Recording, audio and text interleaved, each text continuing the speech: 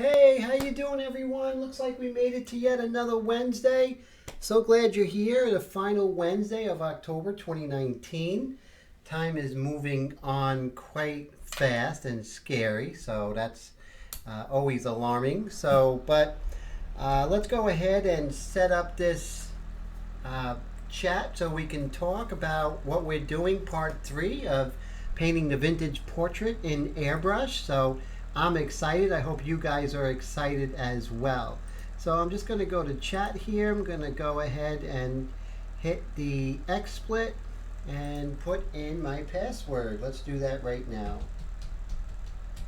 Just be one quick second. And the final steps. Let's see. Okay, in 5, 4, 3, 2, 1. Let's see if we have crickets or people are talking. We got Wendy. Hey Wendy, how you doing? Brad, new member. Good to see you, Brad. So I'm so glad you could make it. Brad is from Canada. Wendy, of course, is from the great state of Texas. My guess is from Ohio, I believe, right? Ohio or Michigan, one of those. I know you're right there on the cusp there, Mike. So good to see you guys. I'm so glad. So today we're going to be doing something special. We are going to go ahead and use some of this Badger low tack frisket film. And we're going to use it on paper. So we're using the color line paper, which is 184 pounds. And that's going to be very exciting to use because working on paper with frisket is quite scary, but I think we can really do something really well with this. So first thing we're going to do is we're going to remove our painting aside, and let's go ahead and take out a piece of this frisket here. And it's by my favorite company, favorite airbrush company, which is Badger, and I am not going to be shy about saying that one bit. Okay, so there we go. We have a nice piece of frisket film. It's already set and cut for us. What size is this? 8 by 11. Now, this is 8.5, so we're going to go a little bit thin, but that's okay. We're just going to frisket out her, and then we're going to go ahead and paint in that background. I think that's going to be great. So let's go ahead and we don't need any of the backing right now. This is just to try and save my table. We'll go ahead. Ohio, yes, 30 miles east of Cleveland. Oh, cool. That's great. So I knew you were in one of those states, Mike. So cool to see you. So let's see. So right now we're going to take this. Take our artwork, put her here, and I am going to start this off. So I'll show you some of my techniques. So what I do is I usually just peel off a bit, pull it off, and when you do that, you have a separation of the frisket from the backing paper. Theoretically. There we go. So once you get that separation, you could start it. Once you have that begun. Okay. So this is tricky. So what you're going to do is you're going to lift it, but you want to make sure that you do not let it stick onto itself, right? I'm going to turn off my fan because it's blowing the frisket around. That's not too good. So what I like to do is I like to just put it face down, sticky side up. Yeah, I'm just going to put that there as so. Okay, you got to get it not sticking to your hands. All right. No, not at all, Mike. Just pretty much, maybe I went in a little bit with her hair, but pretty much I stayed true to because I really didn't have too much time to work on her this week. So what we're going to do is I am going to very carefully place the painting right on top. And like I said, we're just going to be covering her, and we're going to be working on the background today. So usually I have a piece that's larger, but not today. It's a little bit smaller. All right. So I'll just go like this. I'll turn it over, and like so. You see I have her perfectly covered. One of the things I like to do is take a business card or a credit card or something like that and just get rid of any air bubbles that might be there. With this Badger, we don't have too many problems with air bubbles with this Badger Frisket film. So that's pretty cool. Tone, how you doing, man? Good to see ya. How's it been? Now, Ray, who is an ink flinger and one of my students, actually told me about this particular blade. It's just a regular box cutter blade you can get from any hardware store, or this one I got from a dollar store. And you can actually break these off and you have, you know, sharper blades, and you get refills, and it's much better than, let's say, an X-Acto knife, I feel, and I agree. And then Ray showed me how he was using Frisket film on paper. So that's how this technique was born for me. And so let's thank Ray for this. And what I'm going to do is I am going to start cutting. And at this point, you know, you can, you know, pretty much try and go at an angle, but you don't want to dig into the paper. You want to make sure that you are only going into the surface of the Frisket film. So this is tricky. You don't want to go too deep. Too deep, you start scoring the paper, and that's going to make your work look cheesy, and you don't want to do that. And I have a really nice blade here, nice and sharp. So we're really, sharp is important, because if it's not sharp, you are not going to get a clean cut. Now, since I'm concentrating, I'm not going to be able to look at any of the questions, so just bear with me, and you know, you could re-ask them as I get done with this. This takes 150% of your concentration. And you can see I moved the paper around. This is the first time I actually taught this. And I can go ahead and look at the reference to make sure that I am cutting correctly.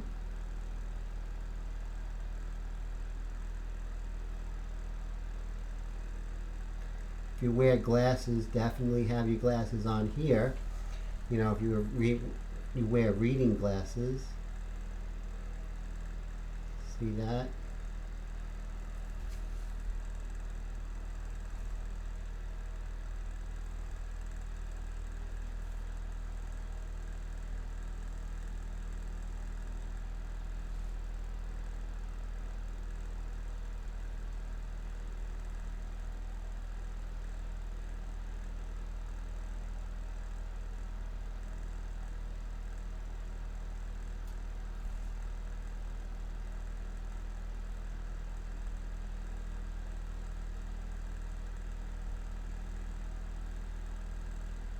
Okay, so here's a very tricky area, which is the nape of her neck into her trapezius muscle.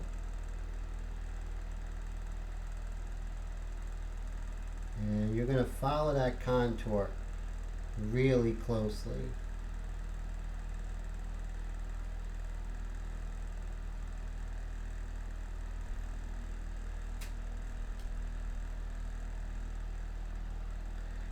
Now what I'm going to do, I'm making my decision. Do I go for this hard edge over here And I'm going to do that separately, but first I'm going to put in the background, then I'm going to frisk it again over here to get that edge of the dress, and we'll do that afterwards.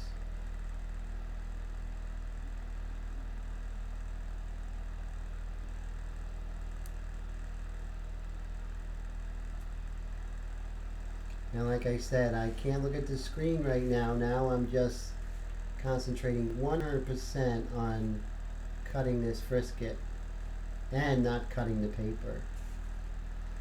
And you see I'm just moving around the whole paper as opposed to moving around the blade.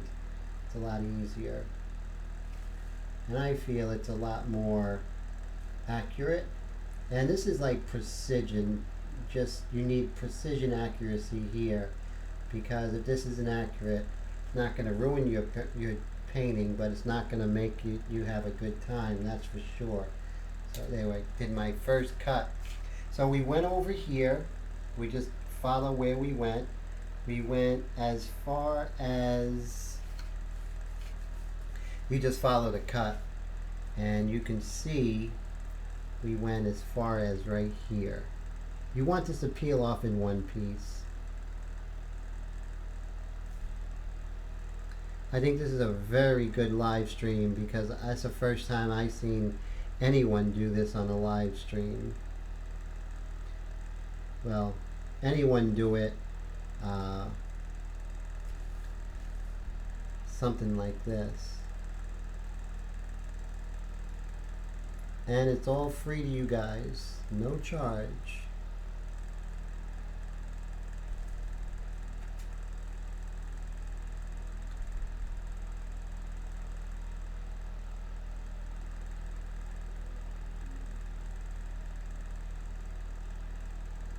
And just being very careful, guys, not to cut into the paper.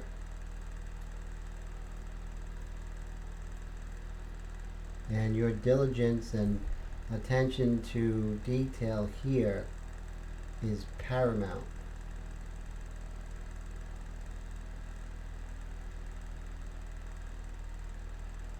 Whatever angle you need to be at to get this perfect, that's what you need to do.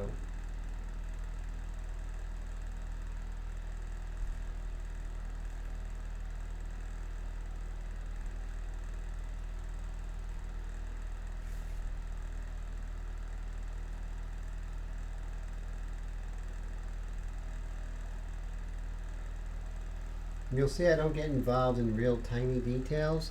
That's something I can paint separately later down the line.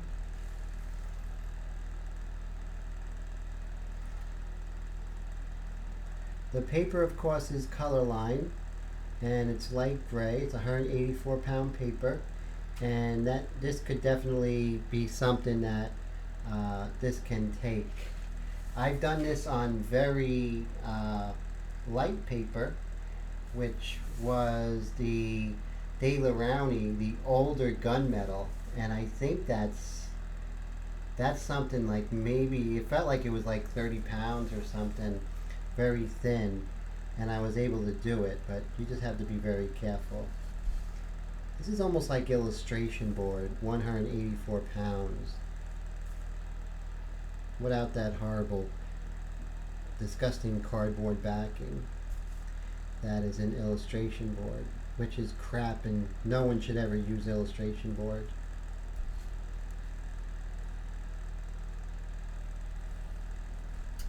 Okay, so we went ahead and did the cut, and let's go ahead and see how we did, guys, okay? First thing we're going to do is we are going to lift off and see how we did. So we're gonna work in the background.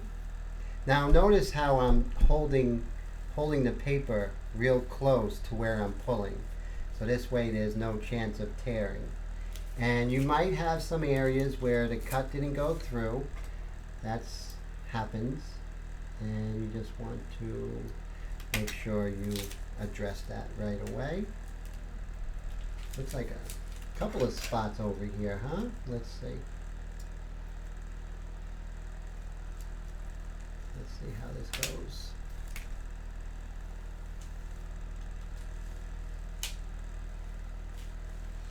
Okay, not bad. So right now she's covered, but the background isn't, and that's gonna help. There's other surfaces. I'll go over different surfaces that you can use. Today we are going with the Badger brand. Okay. So yes, you can lay this over the ink, no problem. The only thing is sometimes there will be a tackiness left on there. I found it wasn't any adverse side effects, but there was a little bit of a tackiness on there. I've done various experiments, and it really didn't cause any problems. Let's see.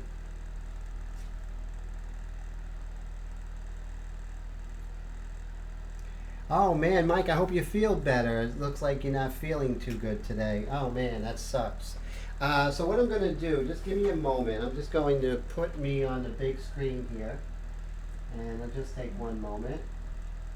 And I'll go back to my videos.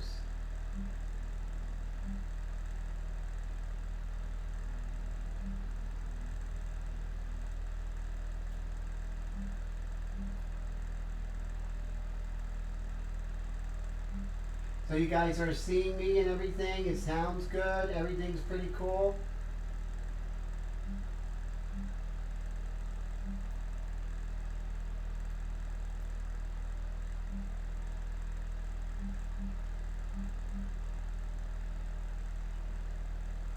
So, okay.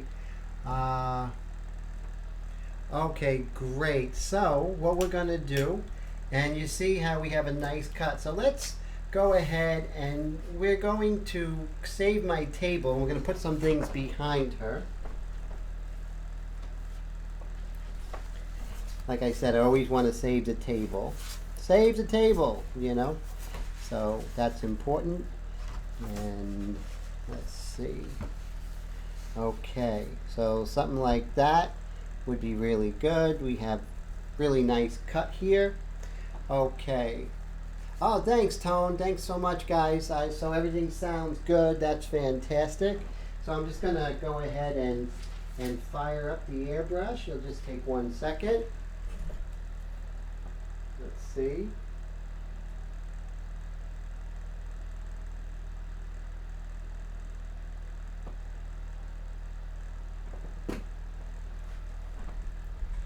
Now what I have initially in here is the medium mixture, and because I'm going to go darker and I don't want to go dark too fast too early, so I'm going to go ahead and load up my Extreme Patriot Arrow, and we're going to go ahead and just begin.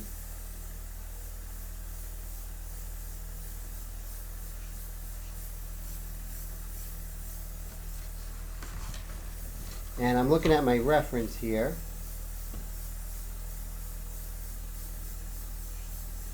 And you want to go into your frisketed area. So this way the background doesn't look like it stops where she begins.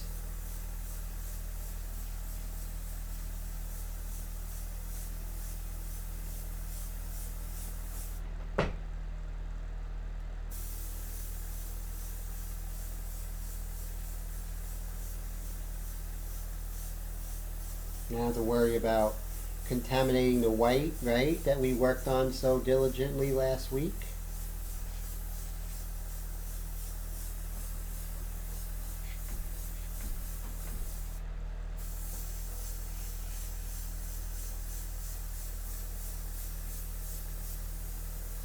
Okay, so I'm going to go ahead and reload my airbrush.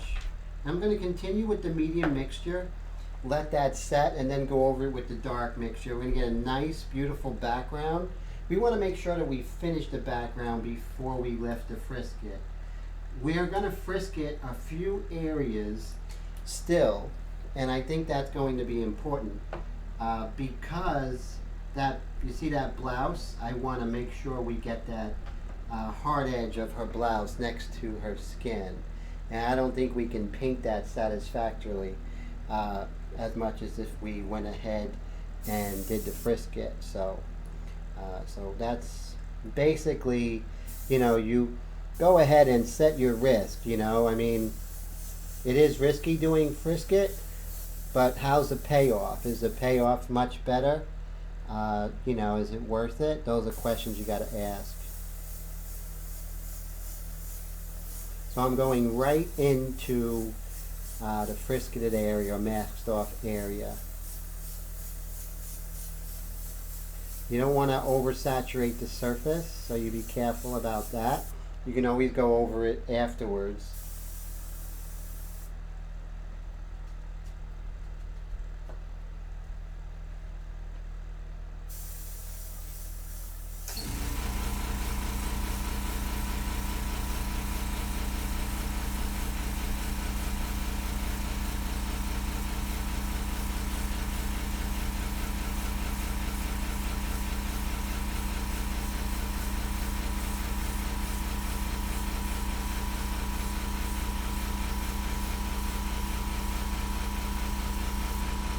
Now, when we do the background, we're going to run out of paint pretty quickly, or ink pretty quickly. So I'm going to load a little more of actually a lot more of my medium mixture in my Extreme Patriot. Now, with the Extreme Patriot Arrow, you have a smaller cup than, let's say, just the Extreme Patriot.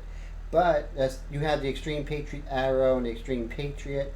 The Extreme Patriot has a larger cup, but with the smaller cup you do have better visibility. So it's whatever's best for you.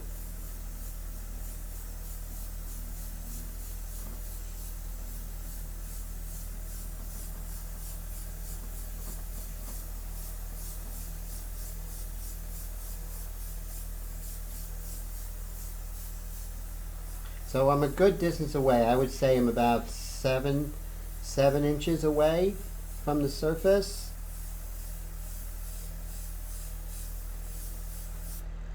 And as you can see, I'm definitely not going up to the edge. I'm going over the edge as if I don't care, and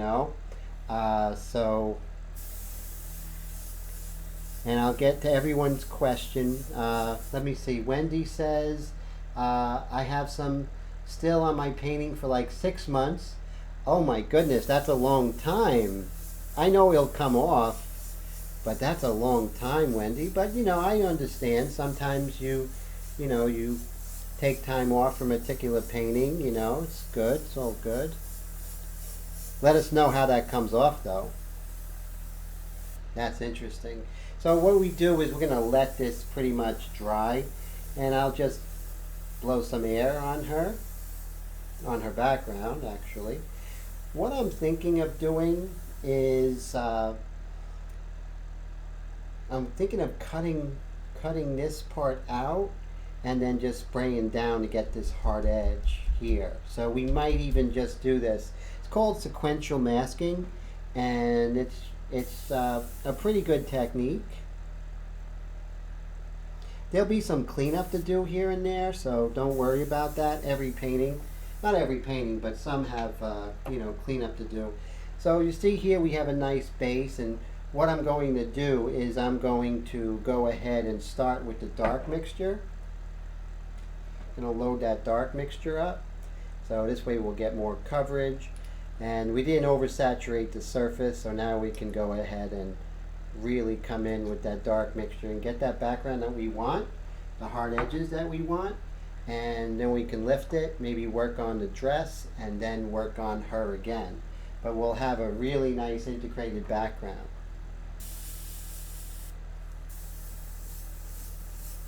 So here we go with the dark mixture. Keep in mind, I'm always going to be looking at my reference.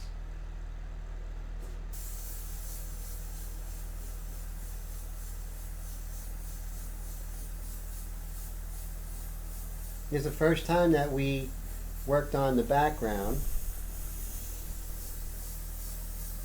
like this in the live stream, so I'm pretty sure it's the first time, right, Wendy? I don't think I've done this. maybe in the early days, in early 2017, I did one in an acrylic painting.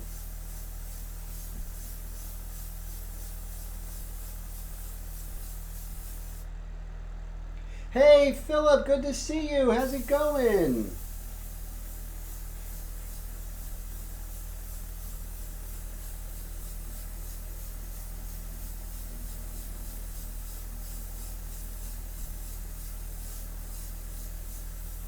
So we're just gonna get. What I do is when I'm painting, I'll always look and see where it's lighter in a certain area. Then I'll go in with that. As you can see, the frisk is getting nice and dirty. Let's take our dark mixture and reload.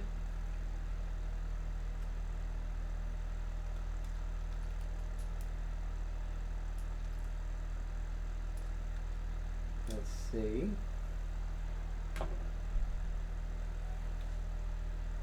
So it looks like we have a pretty good group today. Let's see. As far as numbers go, always great people, but it seems like we have some really good numbers this Wednesday evening.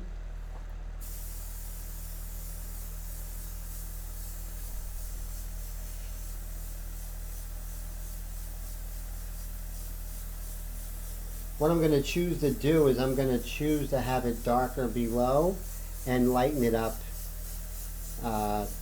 towards the top. Not too much, but definitely a difference.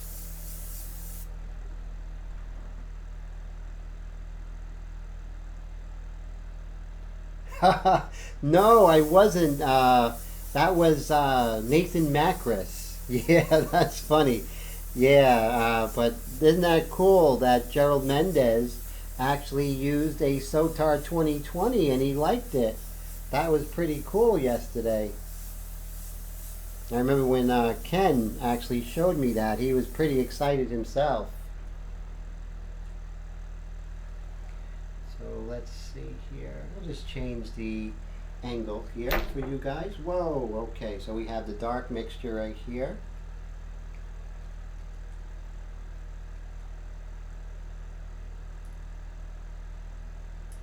Just loading that up. With these ink dilution sets, you know, life is really easy. You don't have to worry about, you know, pouring cups into cups and all that craziness. So that's pretty cool.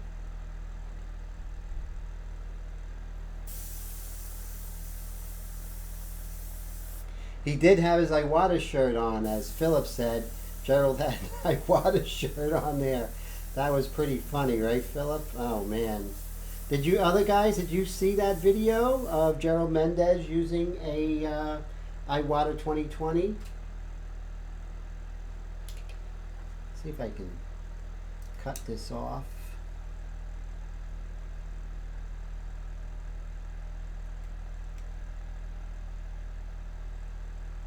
I don't think it's having an adverse side effect, but I'm just going to make sure it's over here. A little doodad.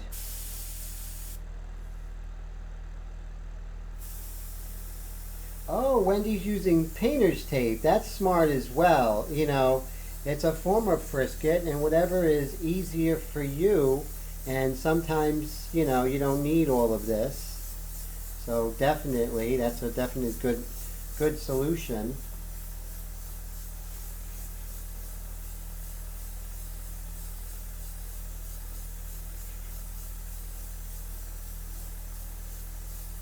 One of the things I love is that color line paper, 184 light gray, is fantastic.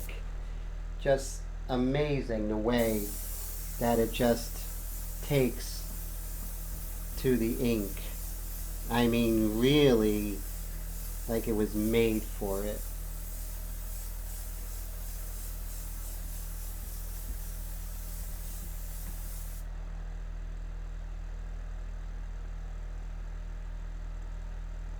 Yeah, 6 months is a risky thing, so we should do a live stream of Wendy undoing that 6-month frisket film. Almost like the Raising of Al Capone's safe. You guys remember that? I'm dating myself. That was in the 80s. And they didn't find anything in there.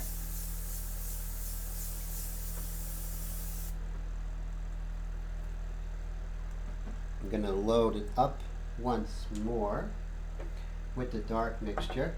It's good because it gives you time for the paint or ink to actually dry. But look how fast I load here. Bada bing, bada boom, no problem.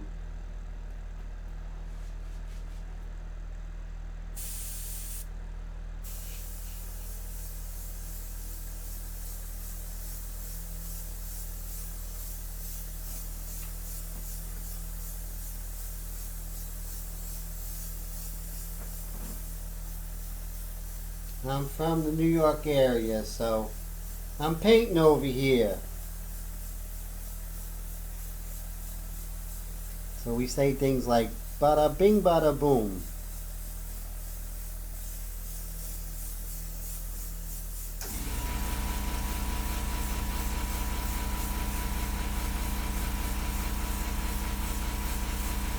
You don't want to oversaturate that surface.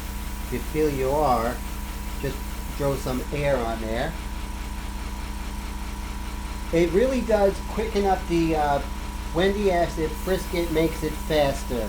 It really does speed up a lot of things because we're establishing nice edges over here, and so we're doing some really good things. So I definitely like it. So now we're going to let this dry, and that's pretty good. So what I like to do is just go ahead and, put some air on here. Make sure there's nothing in your airbrush and you're not spraying anything on here. But you see I have a nice, beautiful background now. The paper is Color Line by Canson. That's the name of the actual line of paper. This is light gray, and it is 184 pound paper. It's available at Dick Blick, I believe, for a really good price. I think the size is like 22 by 18, something obscure like that. They don't have the 8.5 by 11s that we used to enjoy with the Canford cardstock. But hey, así es la vida, and they say in Spanish. So let's go ahead and let's see. What's my decision here? Decision time, okay? So what I'm going to do, see how this is all cut out? So I am going to just cut this out here, right? And we're gonna just put in, we are just going to darken this area up. So I'm going to just cut this area away, and we'll get that hard edge. So what we're going to do, this is just some thinking, yes, 184 pound, and that's a designation of how thick it is. I don't know the exact how that works, but the pounds has to do with basically how thick the paper is. Has to do in the manufacturing process. Do you know exactly what's going on with the poundage, saying things like that, Wendy? And the thing with Wendy is she doesn't know. She'll go on the internet right now and she'll find out. She's great at getting information. So I'm always so thankful Wendy's in our live stream. She's like my second in command.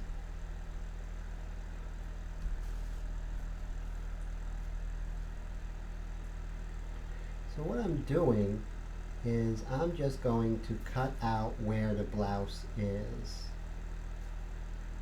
Because what I want is that really beautiful hard edge.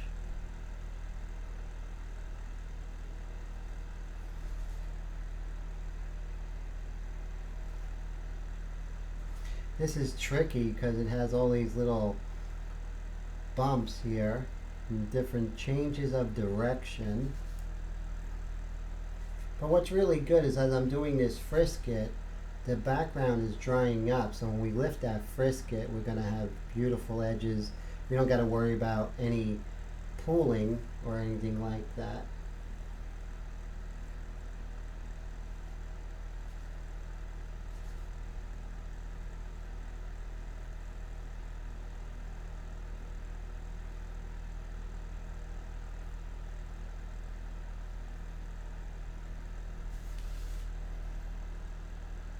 Okay, I'm going to come up here.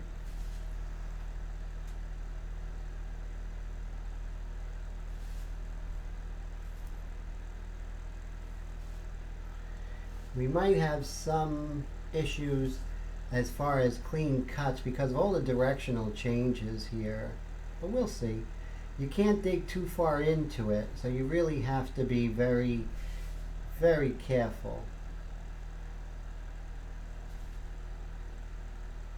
I'm just going to really worry about where it's touching her flesh here because I want that hard edge, right? So you'll see what I'm doing.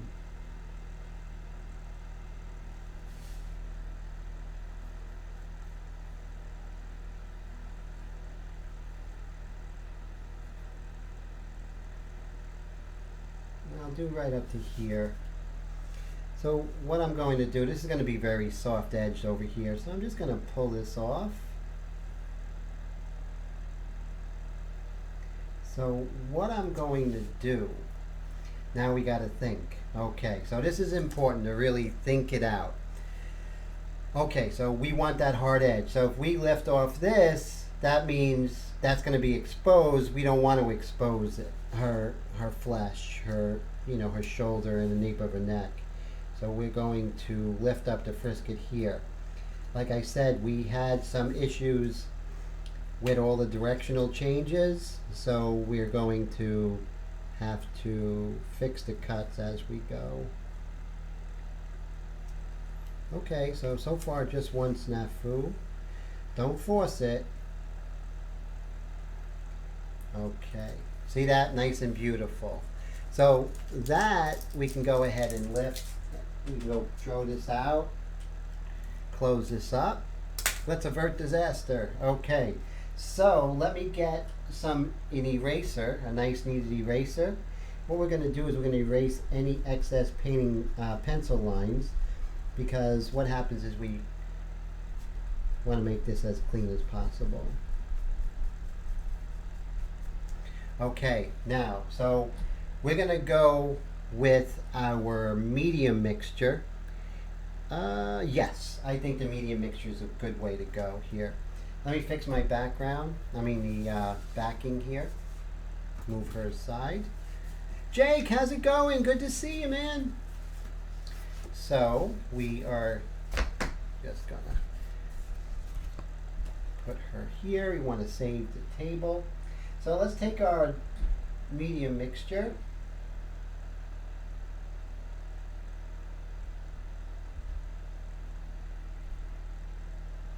We're going to load up our Extreme Patriot. See how we can go from light to medium to dark on the fly. That's why I love, how I set this up, because it's going to be easier for you guys when you paint in this technique, Hey, Fernando, ¿cómo estás, amigo?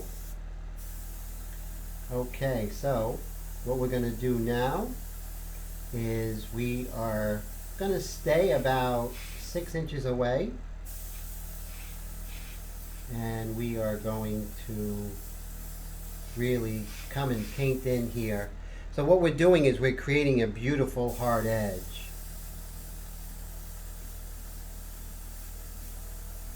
Remember here, it's very soft. I don't want to go too crazy over here, so I'm just going to really paint up to here.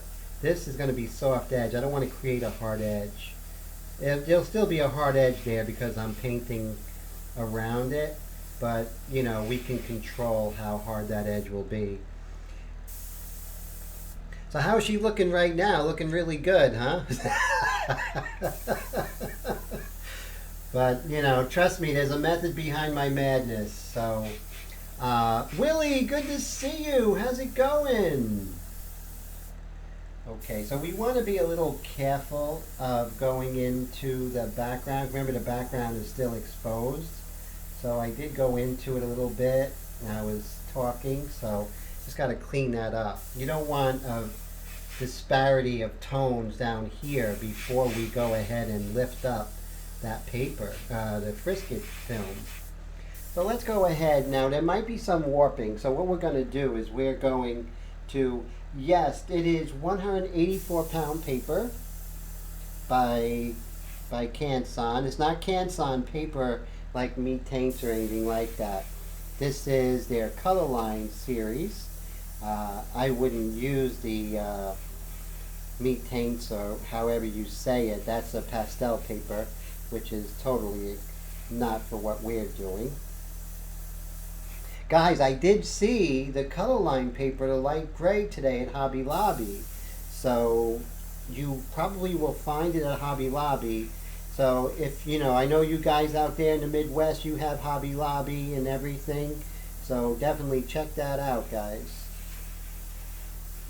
See, whenever a company goes ahead and helps our channel, I help them out. And I'm not shy about not shy at all about helping out and, you know, giving a shout out to a company that helps us. So right here, Wendy says you're not finding color line. You mean on Dick Blick? Now it's under Canson, and it might be color end line, like 2 words or 1 word.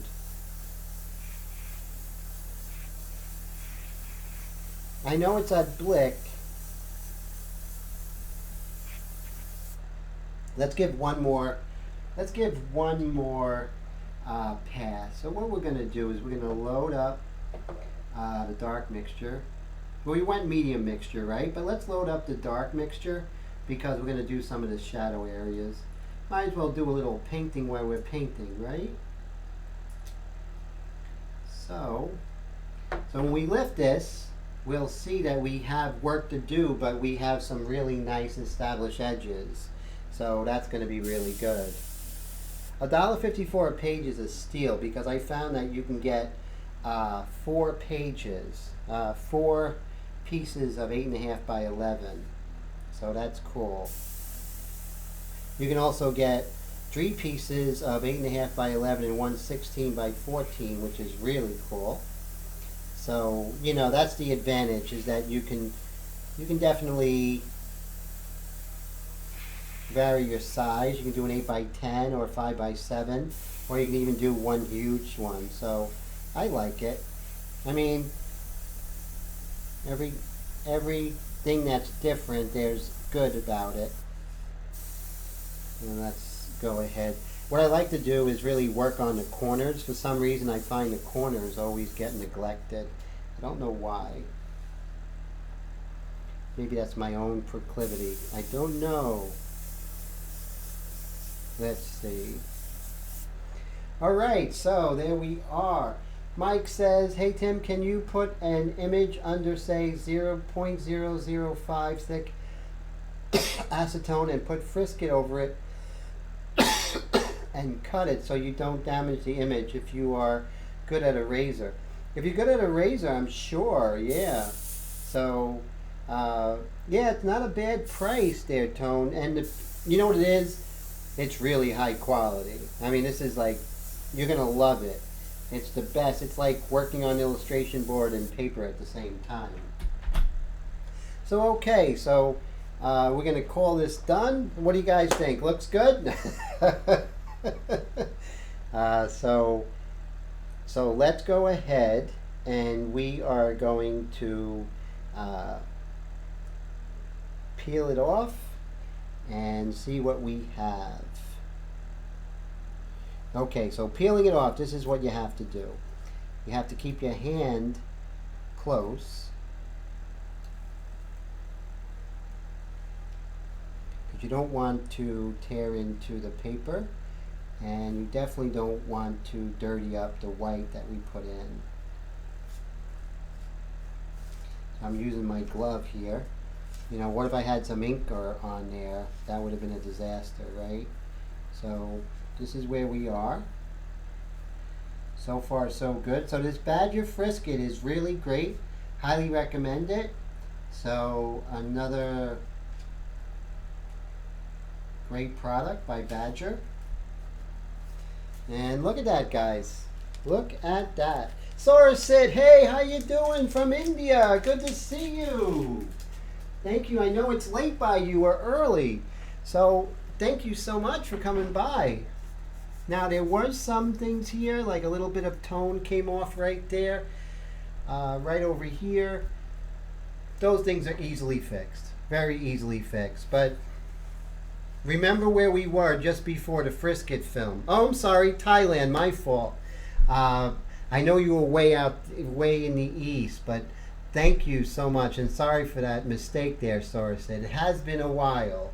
But what do you guys think? So just by doing that, what do you think about, hey Gloria, how you doing? Great to see you. So what do you guys think of this technique using the Frisket film? Look how far we have gotten already, and look at the way it looks. It's I think it's a success, definitely. So with that being said, look what we have here. So we have that really beautiful hard edge. We wouldn't, oh, you live in Scotland. That is cool. Oh my goodness, that is really cool. So you see, let me turn on the air conditioner. For some reason, Tim is hot. Let's see.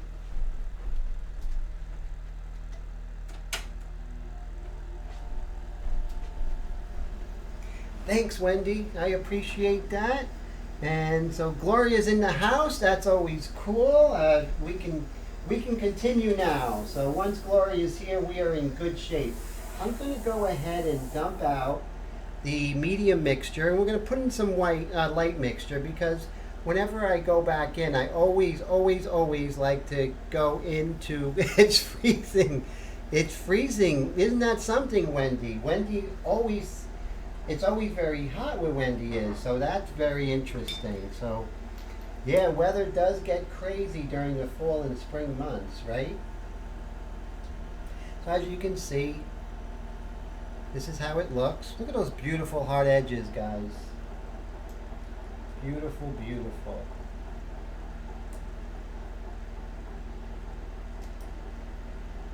Look how fast.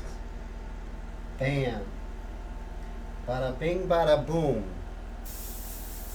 Okay, so we're going to go back to our original screen.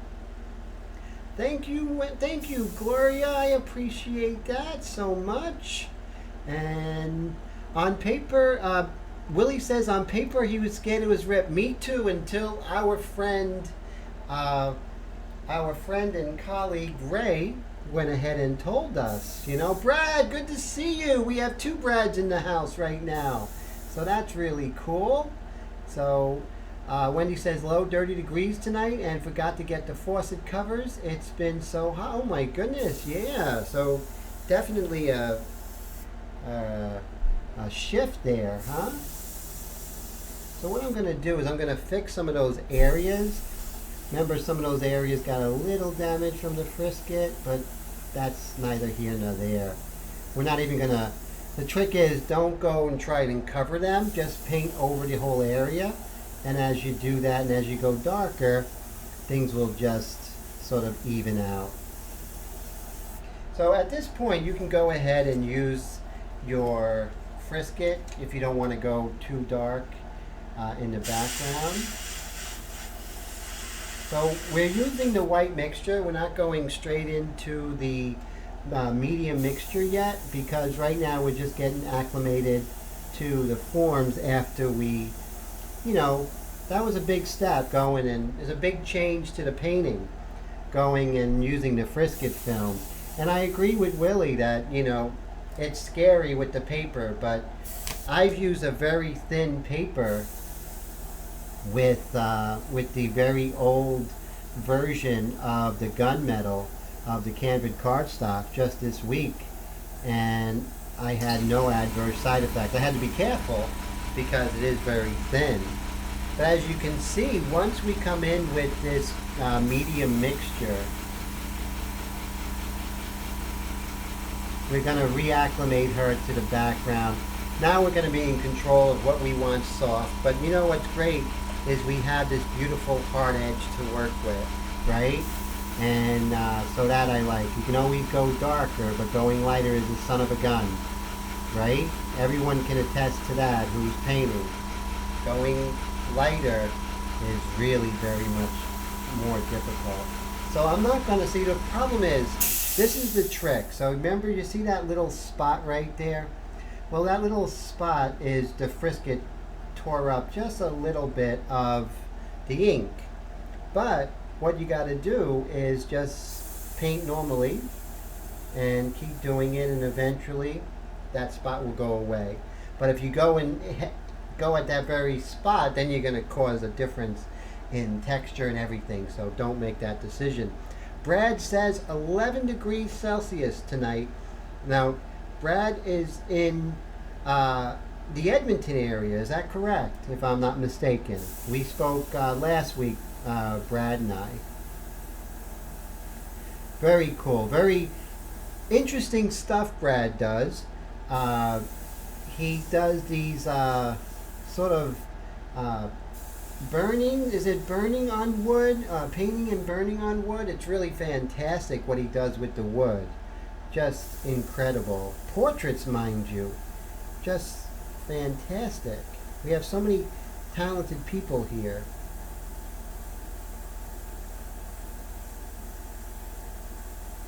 So right now, look, and now what we can do is we can start, you know, with the light mixture, although it might be time to go in with the medium mixture. But now, I think right now, since we made that radical shift by doing the frisket, I think it's important to reacclimate with that. Scroll saw art. Oh, then burning. How exciting. Wendy said, oh, what is that in Fahrenheit? I'm not sure. I think cold. But I think it's below freezing, it looks like. But I don't know. We Americans only know, you know, our systems.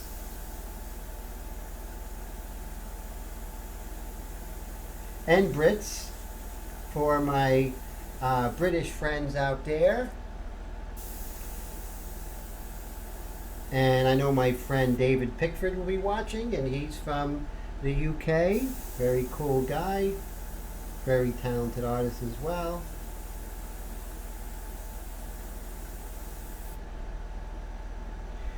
And let's see. Oh my God, 10 degrees Fahrenheit in October. Wow. That's definitely hat and gloves weather, right, Brad? That goes without saying, I guess. Understatement of the year.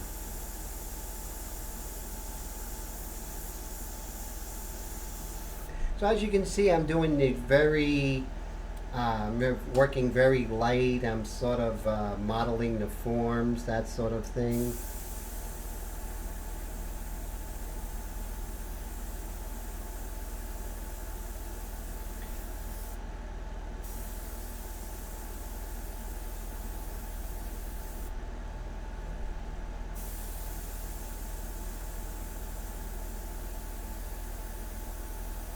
Now eventually we're going to be coming darker here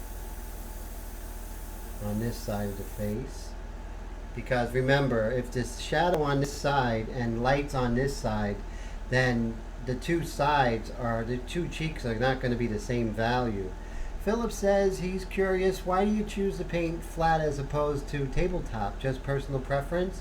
Technically I was trained you know, in art school for 8 years, painting on the vertical, but just starting about 2 years ago I started working horizontally for YouTube videos, and I actually prefer it now because it's so much more compact. I feel like I'm a kid, you know, painting at the dining room table again. You know, it just seems much more, I don't know, just like comfortable, like the way it should be.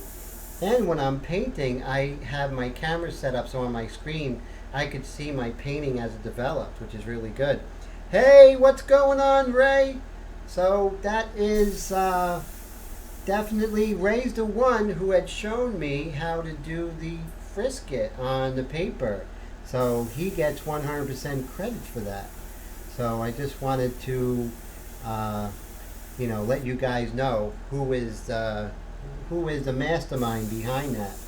So when Ray, remember when you first did it, I was like, there's no way that that's going to work. He showed me it, and I was just totally perplexed. And it was just amazing. And Ray is doing some really amazing things. The latest portrait that you had begun using this technique is really out of sight, Ray. So, really nice. Ray, Brad says, was there a learning curve to make the transition? You know what it is? I was also drawing on the trains and the buses on the way to work. I was working at Amazon for 10 years, and I had this hour-and-a-half commute, and I would draw a lot on my lap. And so there really wasn't that much of a learning curve because I was doing it anyway. And, airbrush I still was fairly new, So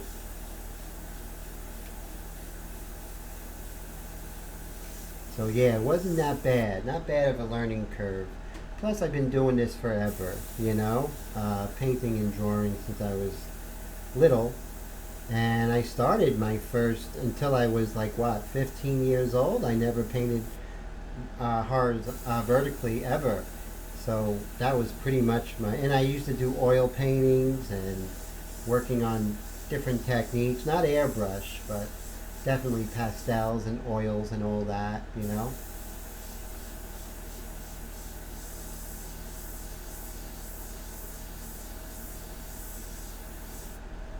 So as you see, we're working on the hair, we're developing everything, and it's coming together. There's no rush, I mean, I definitely would not rush anything for a live stream. Because you know why? I want to teach you guys and girls never to rush it. Always take your time. And again, we're in the light mixture. You're going to find that your light mixture is going to be the bulk of your painting. It's going to be in the light mixture.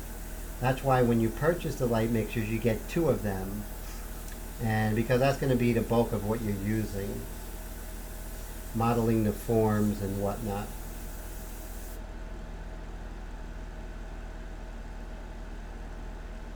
Oh, thanks, Mike. That's going to darken up, but yeah, I appreciate that. I do like the way that I like the subtlety of the whole photo, so that's something that I definitely am going to explore.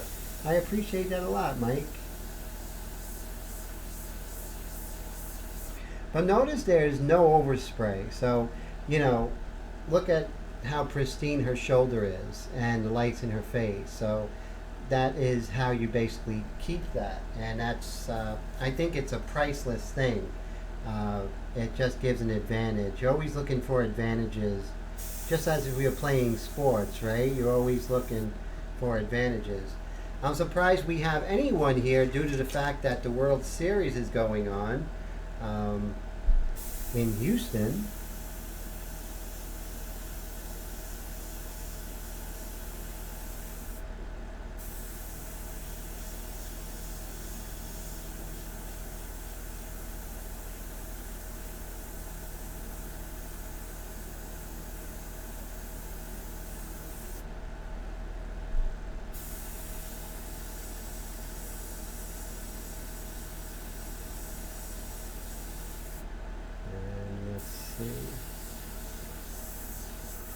Just developing her hair.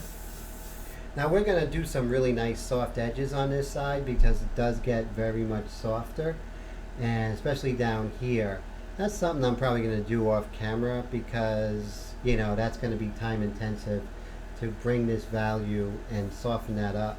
So with that being said, let's go ahead and continue working on areas that we can to help define the light crossing across the forms. So right here on her eye socket here, it's much darker. And you want to look here and you see, so, thank you. Oh, thanks. Willie says he'd rather watch me paint in the World Series. That makes me feel good, my friend. I'd rather hang out with you guys in the World Series as well. Even though the World Series is incredibly cool. Philip says, great advice. Airbrush has been teaching me patience, Philip says, and that's so true. So everyone knows about this grayscale finder, right? And so basically what you realize is that in the shadow areas, your range of value is going to be pretty slow. You know, maybe 1 or 1.5 is going to be your range of values from light to dark in the shadows. However, in the lights, your range of value might be all the way to here. So there's going to be much more of a range of values in the lights. But in the darks, your range of values are going to be very little. So keep that in mind. With this technique, I don't want you getting too involved with this because we're building up the shadows slowly. So we're not mixing up like, okay, let's find this gray and mix it up. No, no, no, no. That's not what we're doing. We're building it up. We're slowly building it up so we arrive at the values as opposed to trying to mix the value. That's the wrong way to do it because when you do it that way, you're not going to get a unified form. You're going to have to piecemeal it together and hope everything fits at the end. You want to arrive at the completion, not do it piece by piece. And that is the old master way of doing it. Arrive at the completion, not piece by piece. Philip says, do I sell a live feed art? Most definitely. So we do, you know, any of the past ones that you see I haven't sold, they're available too. So that goes for anyone.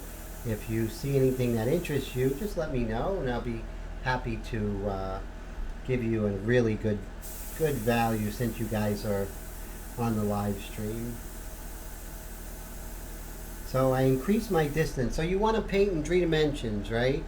So how about this? So you're putting in your dark value and you want to lighten up as you go towards the light, right? So here is the light, and as it turns away from the light, it gets darker. Here's the shadow. As it turns towards the light, as the form turns towards the light, it gets lighter.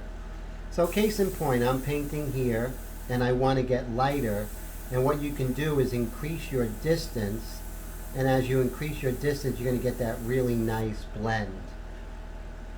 Paint in 3 dimensions.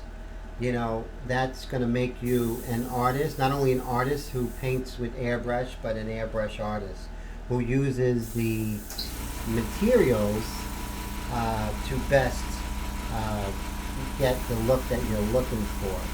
You don't want to have a look of an airbrush painting. You want it to look like a painting, and you just so happen to use the airbrush to do it. But really manipulate the airbrush, all its advantages, and make sure you exploit those advantages, because that's what's going to make your work stand out from your oil painters, your pastel painters, watercolor artists, and they're going to stand up and take notice.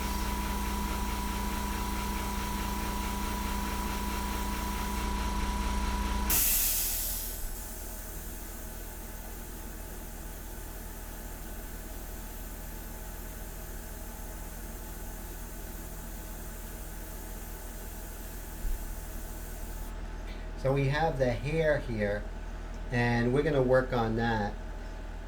I may just frisk it off with some tape. I'm not sure how I'm going to do it, but I want to maintain this hard edge here. But we'll figure that out, so we'll definitely see. So let's go ahead and turn the form of the chin here, of her chin. And remember, subtlety is very important at this stage. I'm at 25 psi, and I went ahead and choked down the MAC valve, and I'm probably at around 15, but I can't determine that, but I have it pretty low.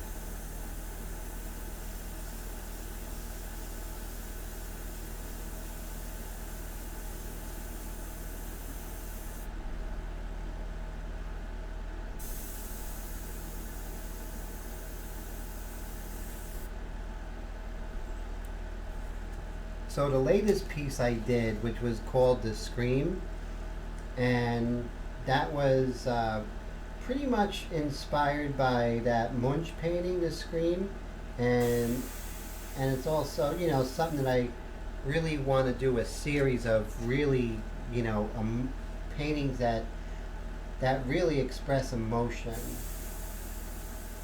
So you see I'm using my freehand shield to retain that edge.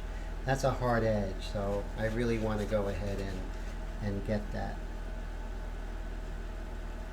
So it is 10:30. Are you guys, just someone, if you are, just type something so I know that the chat is working. If I don't see anyone type anything in, I'm going to go ahead and reload the chat. You guys could just be quiet. You could be being just quiet and watching right now. I'm not sure. So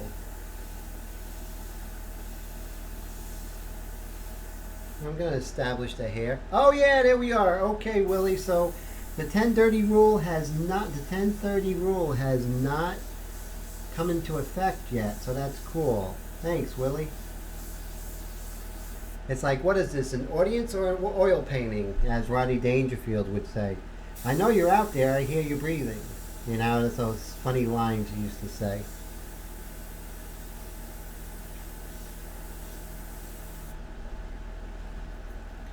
Thanks, Brad. I appreciate that. Letting me know things are operational. So let's go ahead and see, okay, where can we work on some areas? Let's work on this eye here. I'm going to keep my distance because I don't want to get too crazy in the beginning. Overzealous. I want to guard over that. So I'm a good distance away. Painting in 3 dimensions is really going to help you. Remember that. You know, when you follow my live streams, you guys know, especially people who have taken my Skype course, which is really great. And that's only $279 for 18 hours. And you could fulfill those 18 hours whenever you want. And so, you know, you guys will know my rules. The 1 second rule. The rule about painting in 3 dimensions. All those different things you're only going to find out with me, I think, are pretty cool. Micah says, but you can use that to check where you have the same tones in the image. So you're not mixing more. Yeah, you definitely could. You know, this thing, you definitely could use it, but you don't want to. You don't want to be, because we're arriving at the values, right? So, following the whole procedure or going by the recipe. In the beginning, we are sticking with the light mixture. The light mixture really keeps you from going too dark too early. And then you'll know when we're ready for the medium mixture. And so that's pretty cool. So the 1 second rule, I think, is really, really important. 7:30 there. So you're out in Cali, right, Phil?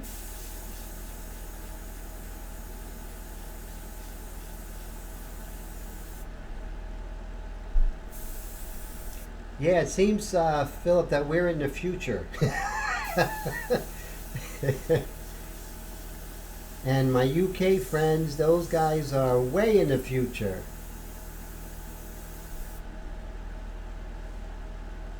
Alright, so let's go ahead and just get some of the value here in her hair by her ear. Now, I have a lot of control, so I can do this, but when you're working, also double check and make sure, hey, what's up, Jay? Good to see you. Double check, make sure. I had a feeling that there was value coming out, ink coming out a little bit. That happens. It could be just a little bit of tip dry, which there's a lot less tip dry with ink than with acrylic. And what I'll do is I'll just blow out the ink a little bit and see if that solves the problem.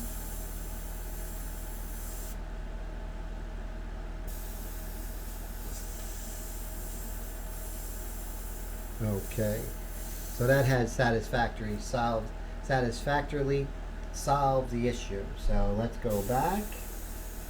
And what were we working on? Okay, here on the ear. Here we can definitely use a freehand shield, right? So what we're going to do is we're going to make sure we keep that ear that we work so hard to draw out, and we're just going to maintain this edge here. Remember, perpendicular and not parallel with the freehand shield's edge. Crucial. There are times when going parallel is important, but I feel that's the exception of the rule. By going perpendicular, you are making sure that the value is not stopping at the edge, which, if you're working for realistic effects, goes against what you're trying to do. So you see how we have that really nice, beautiful edge, yet this value is going all the way up. If we were going parallel, you would not get that.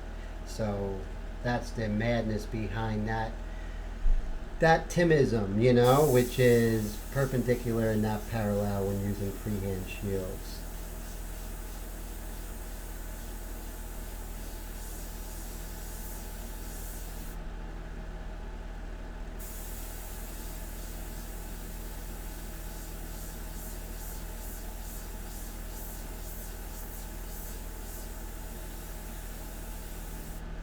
Okay, so what we're going to do is we're going to work down here, sort of bring down, so make sure we bring this value down.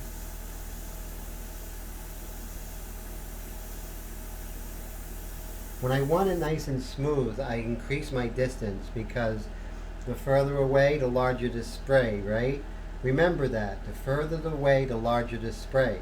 So when you're doing backgrounds or soft areas like that, those little timisms are going to be something that is going to be ingrained in your head like a slogan. It's really going to help your painting process.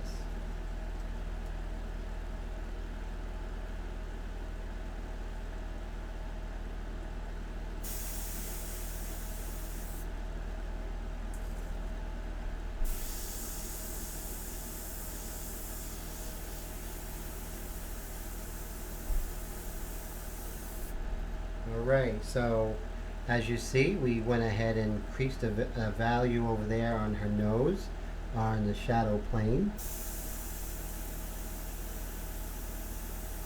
Furthering the distance.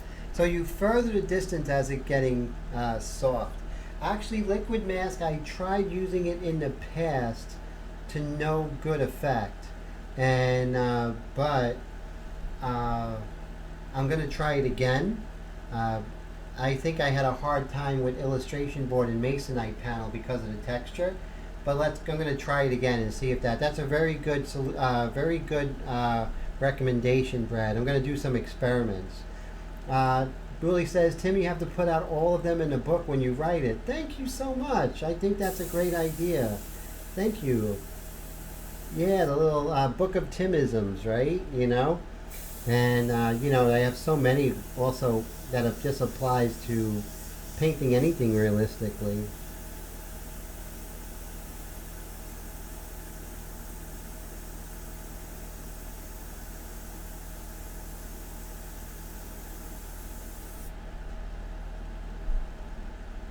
Oh yeah, I paint on wood all the time. I'll show you a couple that I've done on wood. Let me show you.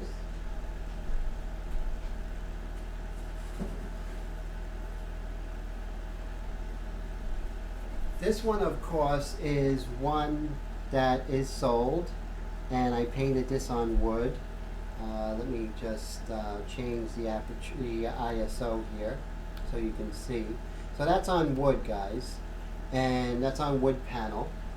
And as you can see, it's a little different approach, different technique. And here's one that I had begun with a student, but I haven't finished it. So this is one, Veronica Lake. This is something that I've been working on. I'm going to work on it again, but you know, since the project wasn't finished, I haven't gone any further. So you know, you can see wood panel is definitely a different approach, but there are a lot of things going on. Thanks, Tone. I appreciate it. It's masonite. This is like masonite panel you could get from any art supply store online, Dick Blick or what have you.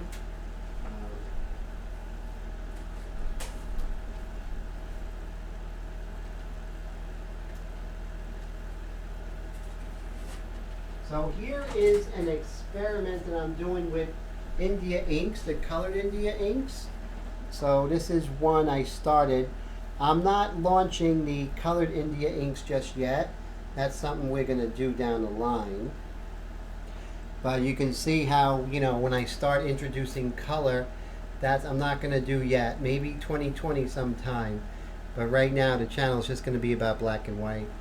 But you can see with India ink and doing this technique, you're going to have really soft, incredible values, and it's going to be fantastic. So definitely stay tuned for that. But really we want to concentrate on the black and white right now.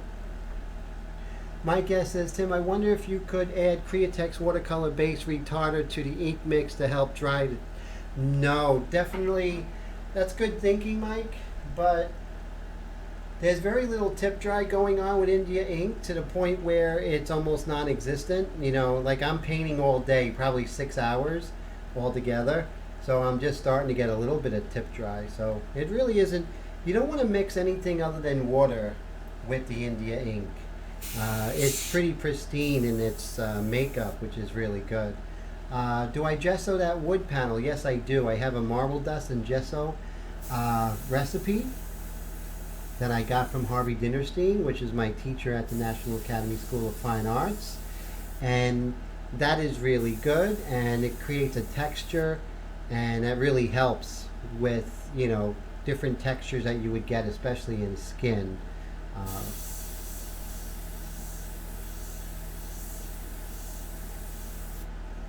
I'm going to see if I can show you the texture that is actually available with that technique. So I'm just going to go to media, see if I can find that particular nude that I did. Let's see, is she here? No, probably in downloads. Let's see.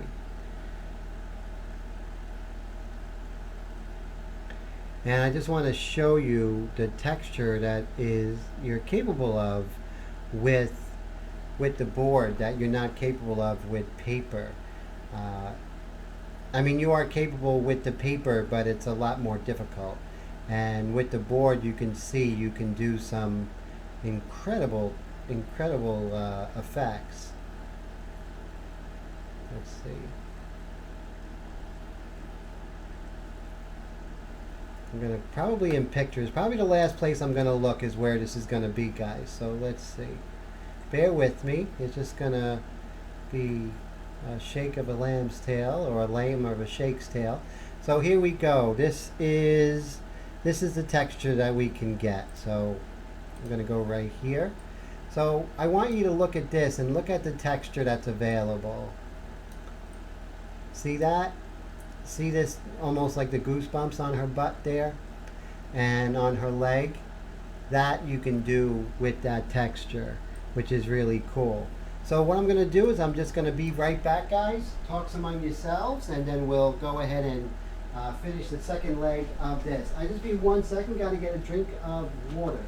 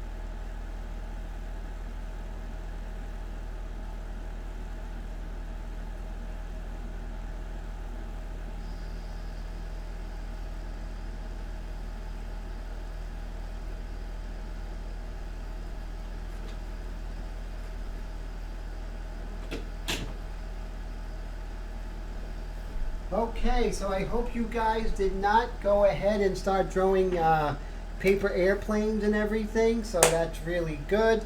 Let's go ahead and let's see. Yes, tap water is, I just definitely use just tap water. Uh, I might start using distilled water, I don't know. But as you can see, this is with the wood panel.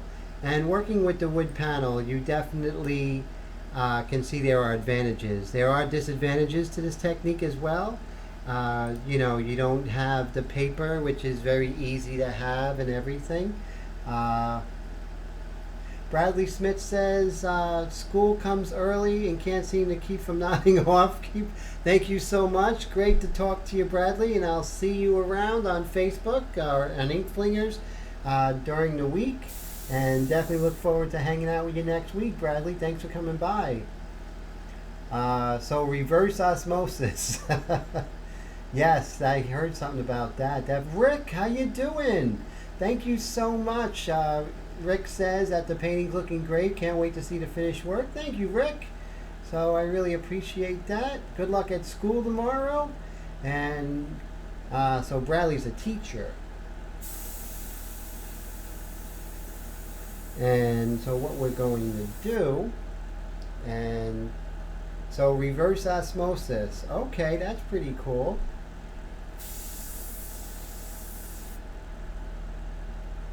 So right now we're just going to continue modeling the forms. What I can do is, let's go ahead and see if we could just put up her picture so you can see what we're doing. There we go. So maybe that's a little bit better for you guys, so you can get a better idea of where this picture is going.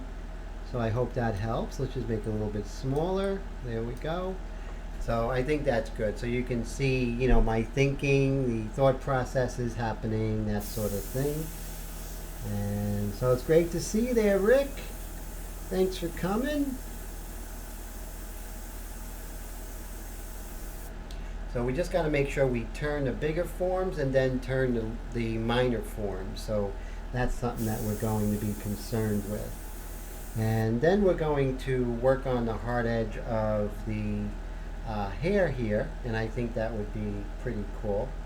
I think long term, using anything with distilled water is fine, is better. But this technique, and one of the things, those who know me, how important a pristine, clean airbrush is, meaning we clean it immediately, no leaving it, the horror stories of people not cleaning their airbrush for weeks or overnight. I don't really hate to hear that, because that's just going to kill your airbrush. It's never going to help it.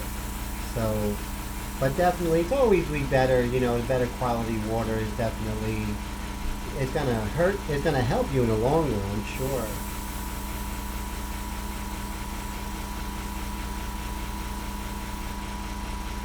We're talking very long run though.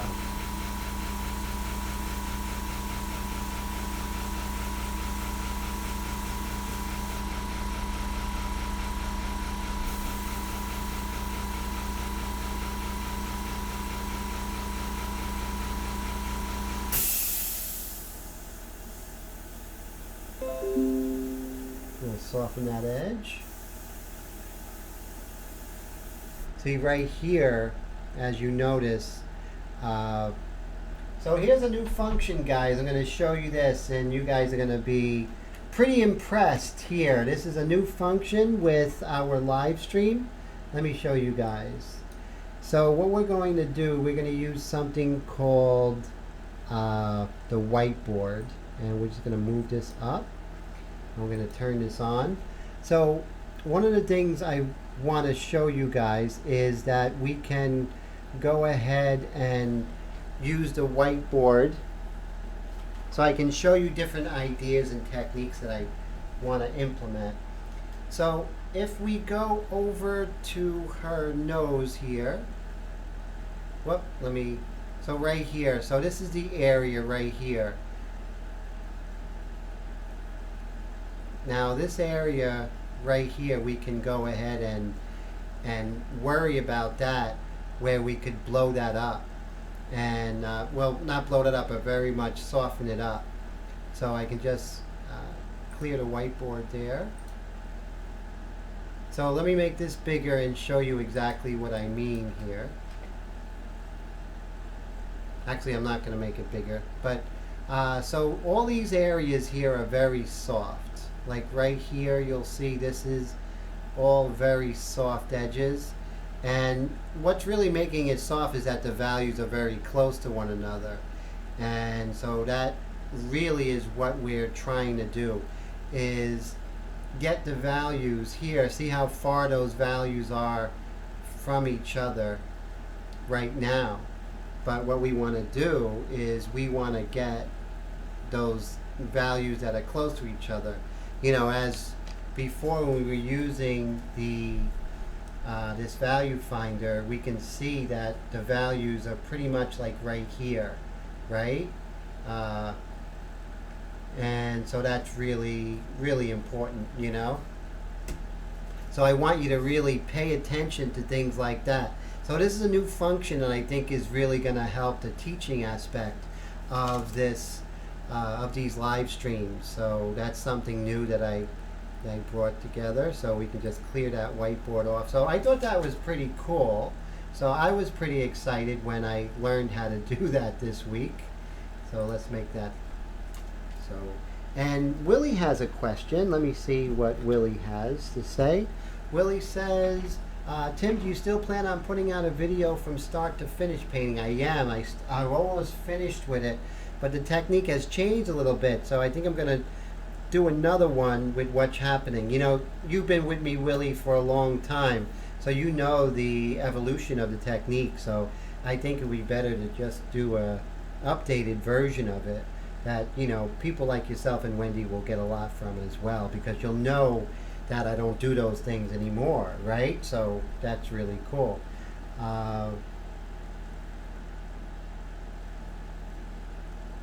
So that's pretty cool. So okay, so let's go back to painting. So you can definitely see what my, you know, what my goals are, you know, as far as matching those values. Now, right now, we're not going to match the values because we're working with the light mixture. But what we can do is match that difference in relative value, right? So one is not out of bounds with the other. Because remember, we're going from light to dark, but as we're going light to dark, we're definitely working on getting those relationships correct.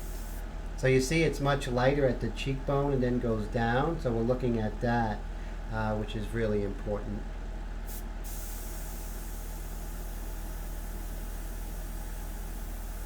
So, okay, so the live streams are always growing in technology, always growing in what I'm showing you.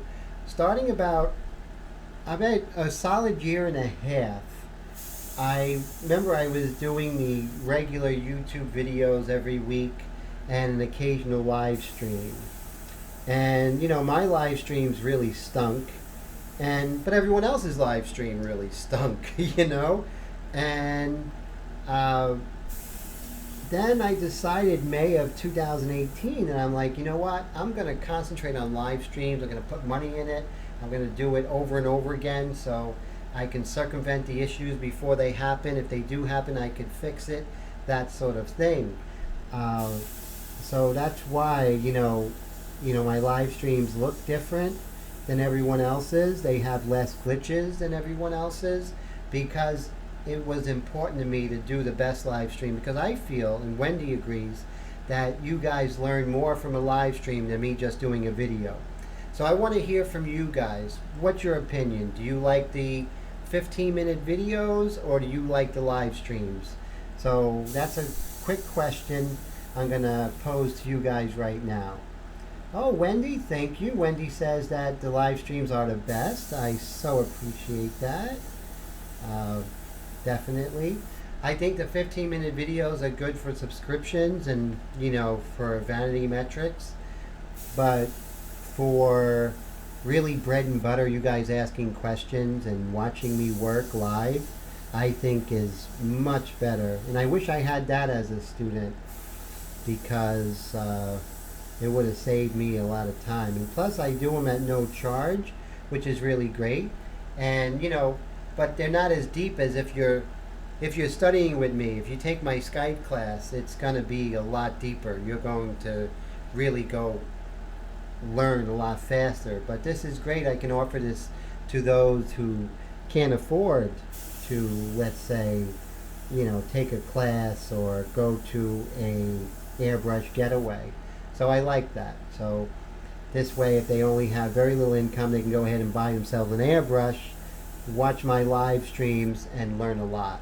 So you got to give to get. So I give a lot, and then the people who go ahead and take my classes, I really love that, and you guys help me to continue.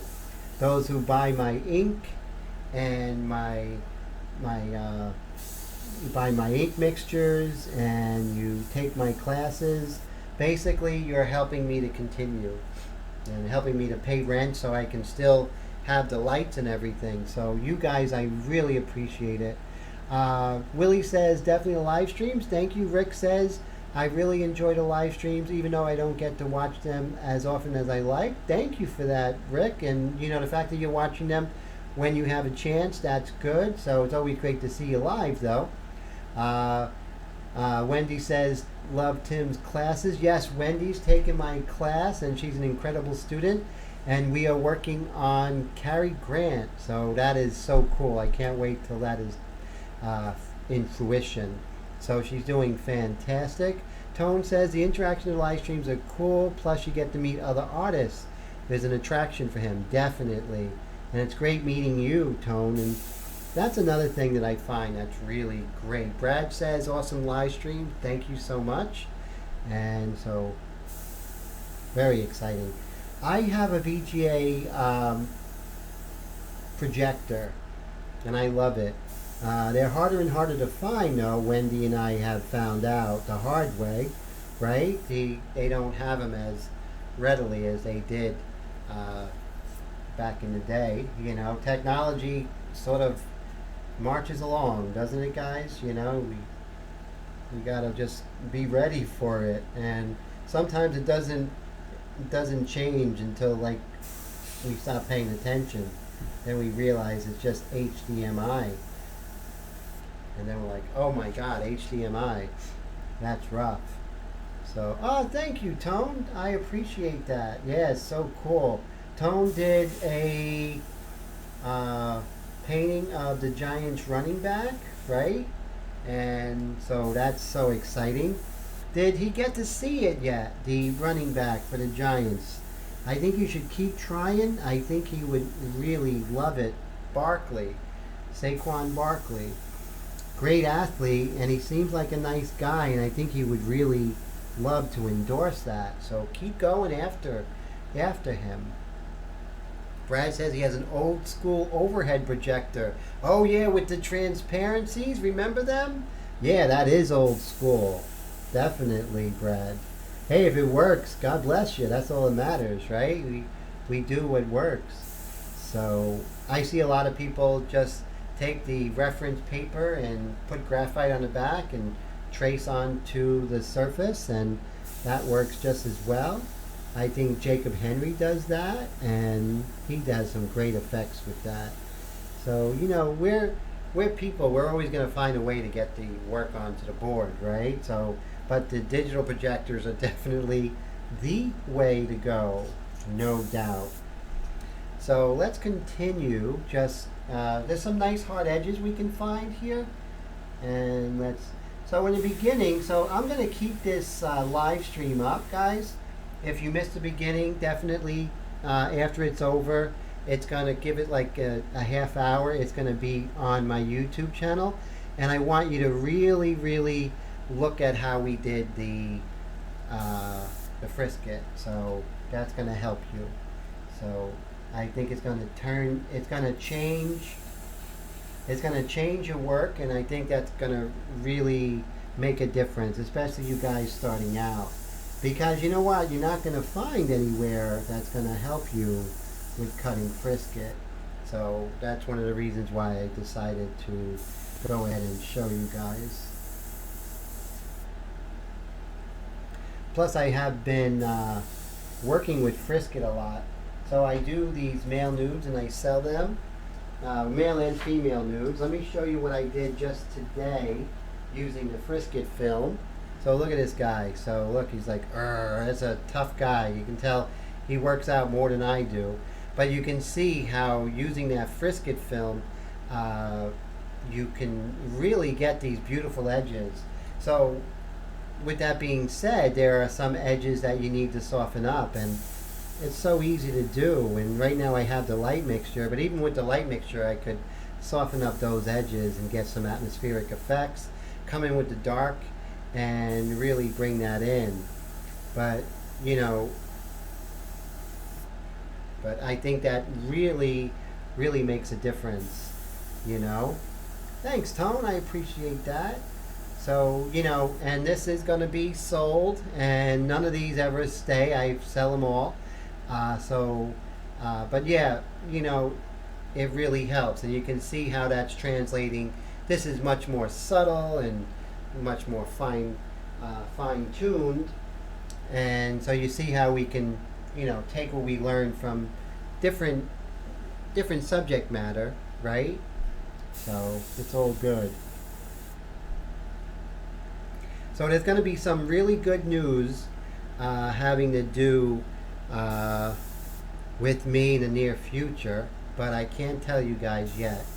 But something should be rolling out in the near future, so stay tuned. I think it's going to mean great things for this channel, meaning I be able to maybe have a lot more giveaways and, you know, some really exciting things that I could share with you guys. So some really nice things are coming down the pike. We just can't say right now, but it's going to be cool. It's going to be cool for everyone, especially the regulars. And the new people who are our new regulars, hopefully.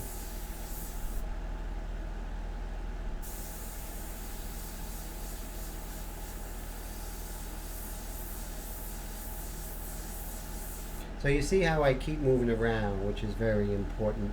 Okay, so let's go ahead and move down to her neck and see if we could just use our Frisket so we don't mess up the beautiful whites that we put in. So we protected it earlier, as you remember. And Willie says he's going to look at the video again, which I think is a good idea because there's a lot of good information there. And see that little bit of what happens is that sometimes the ink will crawl underneath, ink or paint. So when that happens, you just wipe that away real quick. But you got to get that quick, right? You don't let that go. So if ever you have any spidering or any overspray like that, you definitely want to quickly address it. So let's go ahead. We have a beautiful soft edge. Before we do that, let's go ahead and hit that edge here, which is her shoulder. See, we don't want to lose that beautiful edge there, which is beautiful.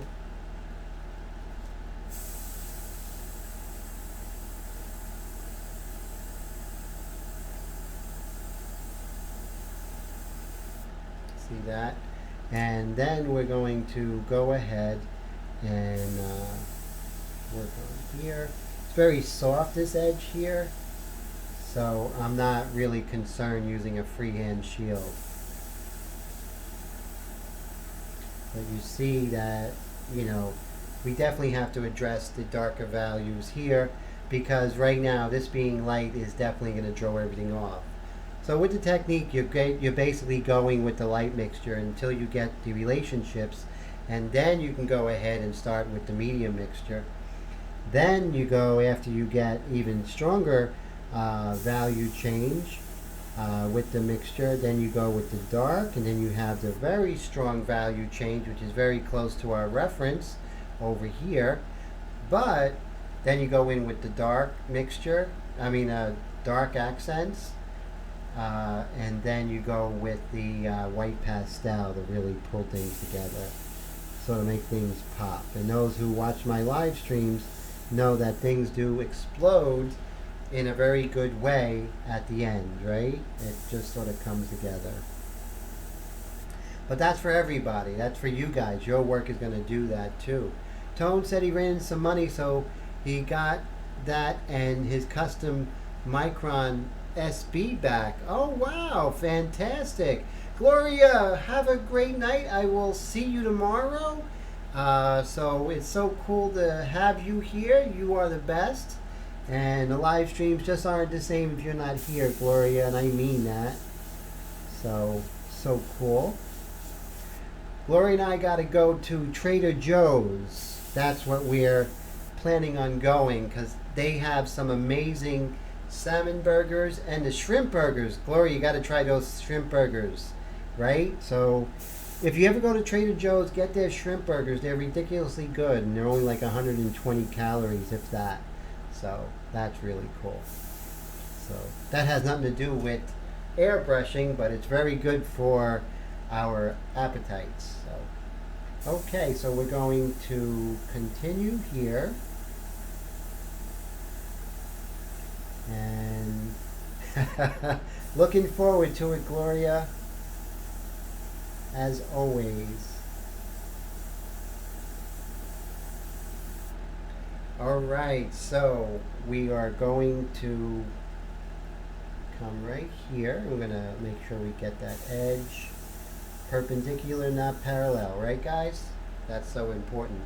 So as you can see, we are darkening up. It's coming closer, and as we do this, we're going to take our time. There's no rush. There's no points in speed, right? I don't think, unless you have a tight deadline. No, there's no points in speed. You know, if you're making money and you have a tight deadline, hey, you got to make the collector or client happy, right? I understand that. But if your goal is beauty, then you better take your time. I better take my time. So I'm using my freehand shield to maintain, and I'm also wiping off my freehand shield on my shirt, which isn't smart because I like this shirt. But usually you should have, let me take this shirt off. I do have a shirt underneath. I work out, but I'm not there yet where I'm going to be revealing my pecs in the gun show just yet. So let me go ahead and there we go.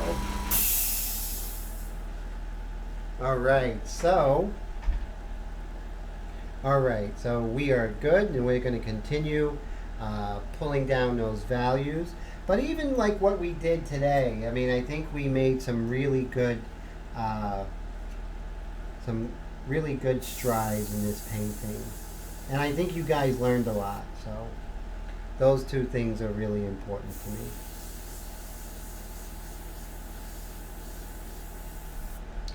The artwork in the live stream is always secondary. Tone says he's liking the Olympus SB100 that he got earlier this year and got stuck. He's thinking about selling the Micron. It's too expensive to make. You said a lot there, Tone. I have a working CMSB over there, and I'm afraid to use it because I know that if it breaks, it's $50 at least. Wendy one time dropped her nozzle, and I think it was just like, what, 5-6 inches, and it broke. So, you know, give me my Badgers and, you know, my $9. I get the needle, and I get the air regulator and the nozzle all together for $9. So, you know, that's big, big for that. Yeah, oh, so Mike says, so who is sick? Get some ginger tea and make some ginger tea. Oh, Mike's not feeling well. Oh, man, so 4 days now. Yeah, I really hope you get some R&R, Mike, and you feel much better. I hate to hear that you're not feeling well, my friend. So I'll be sending good thoughts your way for healing.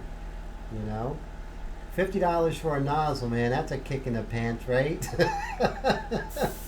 you know, Badger won. Iwata nothing on that one. So, like I said, $9. Let me see if I have a complete set here. So this is a this right here is what comes with the super detail conversion kit for the Extreme Patriot Arrow, and you do get the needle, and you do get, let me see if I have it in here. You get uh, the nozzle, and you get the air regulator and the guard. All that for $9. So, you know, always we can always say what we want, but look at that. Those things, if you were going to purchase them for your custom micron, you got to definitely have good credit, you know, because I don't always have that kind of cash around. You know, I'm poor, you know, right now at least, as far as financially. Rick says, hey, if you think those are finicky, you should have, oh my God, the Pache AB Turbo, Rick. I have one. I've never even, mine's like a collector's item. I have never even attempted to use it, but I heard that is real finicky. Am I right? Does that break very quickly, Rick?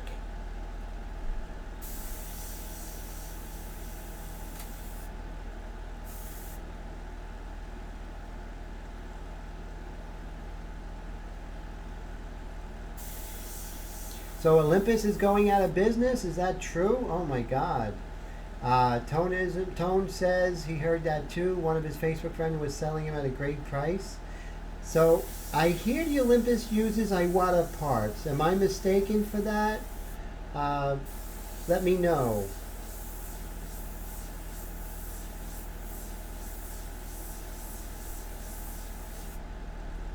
Let's see. I have something over here.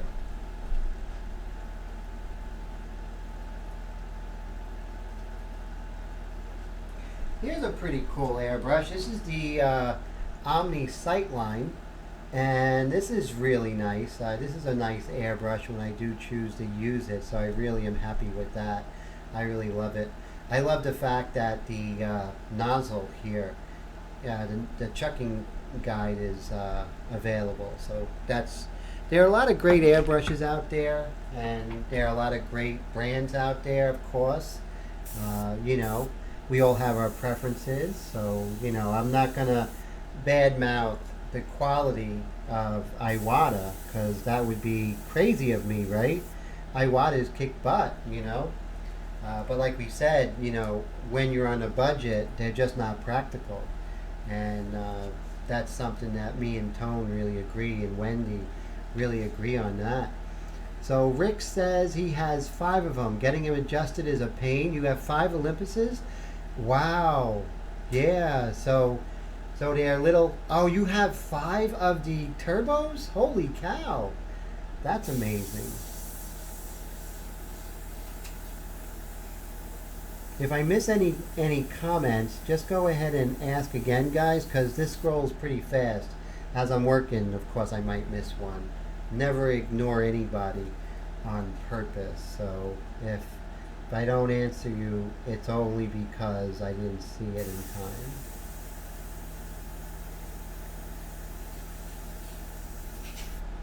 So as you can see, I'm going to retain that hard edge by using the freehand shield.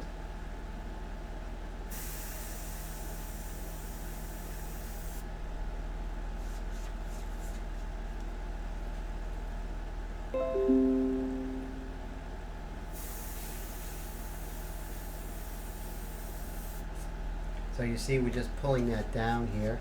Oh, so Rick uses Badgers 90% or more of the time. That's good to hear. That is great to hear. And plus, you know, Rick, you know that, you know, dealing with Ken over at Badger, he's always, you know, really amazing. And he cares about his artists, so that's one of the main reasons I'm a diehard Badger guy, because of Ken. You know, he really is, he really cares. and I seen him call ink flingers when they're having trouble. He'll actually reach out to the artists, and I think that's special. And I have a great friendship with Ken, and he always looks out for my people, so I really love that too. Brad says he has a brand new Vega 2000 Badger. Bought it about 10 years ago. That's a great airbrush. Get yourself a Mac valve, and we'll talk about that, which ones to get. So you just instant message me, and we'll get you a great Mac valve. So I think you're going to really enjoy that airbrush. That's a throwback airbrush, huh? That's way back when. Yeah, Tone, give it a shot. Try the Extreme Badger. What I would say is the Badger Extreme Patriot Arrow, but modify the trigger for a regular trigger. That high roller trigger, that's a no-go for me, and I think for you too. If you've been airbrushing a while, you don't want to get used to some high trigger, which is really gonna, I just don't like it. So I recommend this airbrush with the .21 needle nozzle combination. You're gonna really love it. And what happens is this needle sticks out way far. Let me show you. Look how far that needle sticks out. So that needle sticking out is what gives you that fine detail. So really beautiful. So when you get a chance, definitely let me know, and I'll help you get the best price for it there, Tone, since you're with us here. So we'll definitely take care of you. Rick says, check their Facebook page. They're starting a birthday sale. Yeah, forget what I said. Right, it's going to be like half off. It's really crazy. So I think right now, if you have for a while to do it, but Wendy, you got to really, Wendy, did you do the birthday sale this year or last year, or are you going to do it this year? Oh, Mike says he's going to be right back. He's fixing the video problem on his computer. So this was a very good live stream. Yes, half off. So go on the Badger and Friends page, and he tells you how to do it. So I think you can start ordering now. So that's exciting. The only thing is, one of the rules is you might not get it for a while because, but hey, you're going to end up with a half price, right? It normally was in February, but he put a post that he's going to start it right now, which is really exciting. So I think that's great.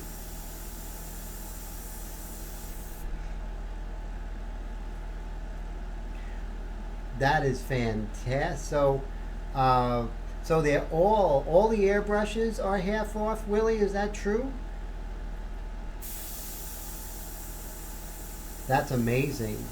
Willie, did you get the happy birthday special last year? Rick says he got his Sotar from this year's sale, ordered in January, got it in July. See, that's a case in point. It is half off, but we just have to be patient because of the high volume, right? So that's something we have to worry about. It's not the one that is just a Badger company. It's called Badger and Friends. That's the one I post on a lot. I'll post a lot of my paintings on there.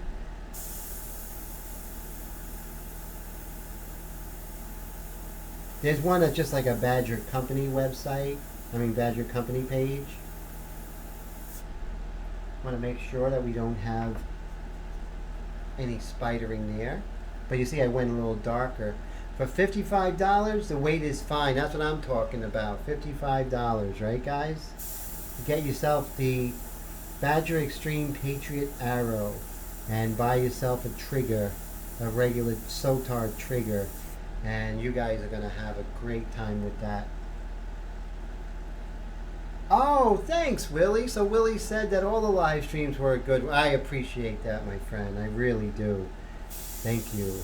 They're good because of you guys. You guys really make me want to do it, right? Thanks. Rick's going to dig up the link. That's cool. So, I'm the one who has to be motivated to do these, but you guys, my regulars really, and also my future regulars out there, really make it worthwhile because we really dig each other, you know, here. And it's just nice. It's like hanging out with old friends every Wednesday. Uh, so it's not like a chore for me or anything like that. I just love it. I love hanging out with you guys. So here we're going a little bit darker. That's okay. We might extend that dark here in the background, but we have that wonderful hard edge. So we can go ahead and, you know that we're going to do some cleaning up. It's not going to be perfect, but look at these hard edges that we have now, which is really just speeds up the whole process. Let's work on some of the hard edge here in the ear. Let's see. So I went to Hobby Lobby today with a friend, with Letitia, and everyone knows Letitia here, and we had a great time. It was a lot of fun. She was making something for a friend, so I got to hang out with her and look at the different products she does when she was making something. Tone says he has his alarm set on his phone for this feed. Now that I really enjoy hearing. Thank you, Tone. That means a lot to me. And Willie says that I've helped him tremendously, and that makes me very happy because, you know, my goal with the live streams and then with my classes and everything is taking those wonderful people who would have drawn out their airbrushes because they weren't getting the direction and everything, you know, and gave up. And I think with this India ink technique, and I think it really revitalizes control because you're not worrying about mediums, you're not worrying about thinning things out and all of that. You know, you're just painting and learning about air pressure and distance and all of that. That just translates in just, you know, really making life a lot more fun with our airbrushes. So thank you guys for letting me know that these have helped you, because that really is one of the main goals.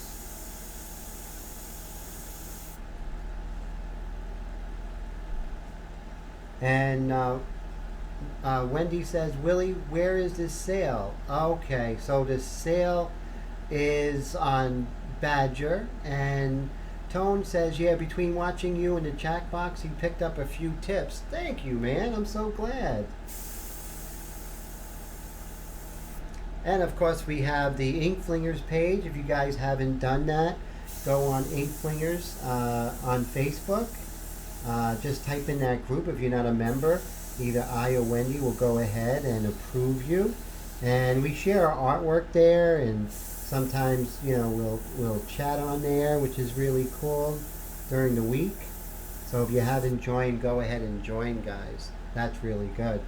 Brad says he's watching me talk with my hands while airbrushing. That's funny.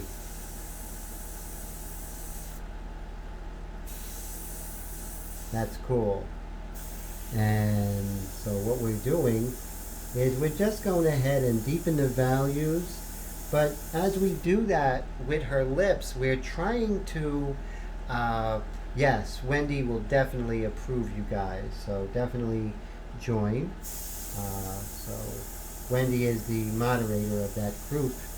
And it's a nice small group. It's not crazy. It's not thousands of people. I think it's like 50 of us. But some really cool people are there. We talk about airbrushing and well, just other projects we are working on, and we encourage each other. So I like it. That's fantastic. Oh, Rick Dorsey. He's the gentleman in.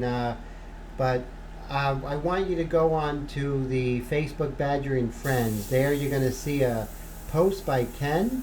I think he made that post either yesterday or the day before, and you'll see he has information on that, Wendy.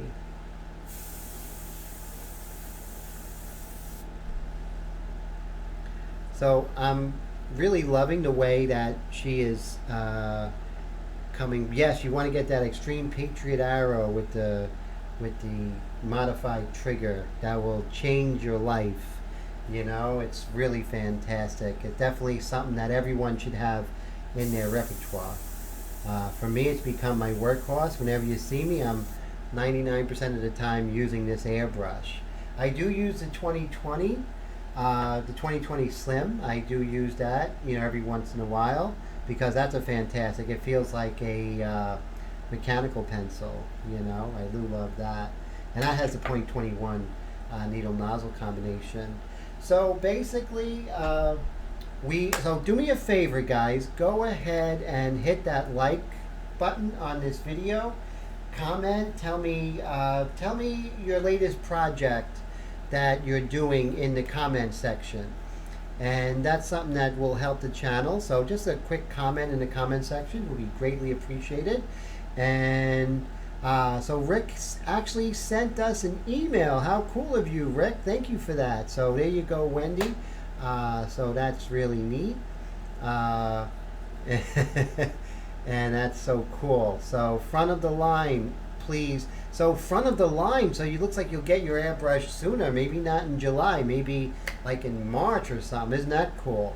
So Mike, it's good to see everyone. See you next week. I'm hoping, sending great thoughts for you to get healthy, Mike. And so go ahead, hit the like button and subscribe if you haven't subscribed. Everyone, thank you for hanging out with me. So this is where we are so far. I think it's a pretty good part 3. You're going to see part 4. We're going to be deepening the shadows, coming in with the hair, maybe doing some detail here, working on some of these edges. See how rough these edges are? We're going to go ahead and soften them up. Remember, we go for contour, value, and then edges. See, those things work together to create an image that is realistic and just thought-provoking, because it's doing things in nature that our eyes are used to. So those are things we're really going to concentrate on this portrait. I hope you guys have a great week. Thank you guys. God bless. And we will talk on Ink Flinger's Facebook page. Take care, guys.